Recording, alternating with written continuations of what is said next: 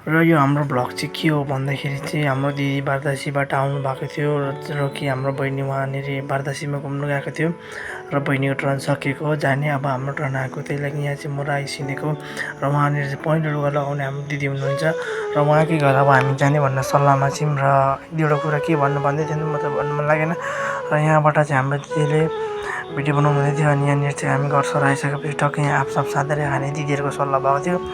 अनि आफसाफ पनि यहाँ दिदी यहीँ हो, उहाँकै घर जाने हामी चाहिँ। र दिदीले चाहिँ मुख छुपाएर खाएको चाहिँ अनि र त्यस्तै हो। अनि आफसाफ खाएर अनि मलाई बोलायो, म पनि खाँदै थिएँ।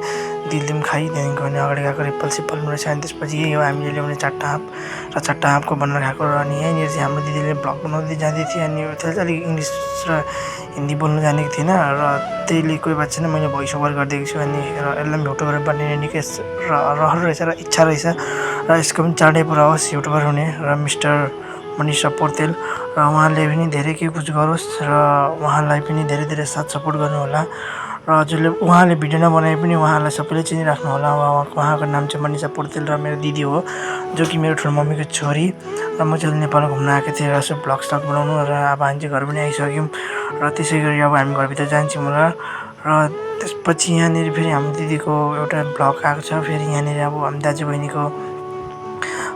बहिनीको यसो भ्लग स्लग बनाउँदै। अनि म चाहिँ अलिकति इनोसेन्ट छु क्या, अलिक मलाई कोडी लाग्दैछ क्या, मेरो मुड अनुसारको हुन्छ क्या। म चाहिँ अब कस्तो मुड अनुसार टाइपको हुन्छु। र दिदी चाहिँ वहाँनिर आफ्नो मस्त भ्लग बनाइरहेको छ। र यसै गरी हाम्रो मिनी भ्लग हजुरलाई कस्तो लाग्यो र हजुरले लाइक कमेन्ट सेयर र सब्सक्राइब गर्ने होला र अनिस ब्लगर एबीमा।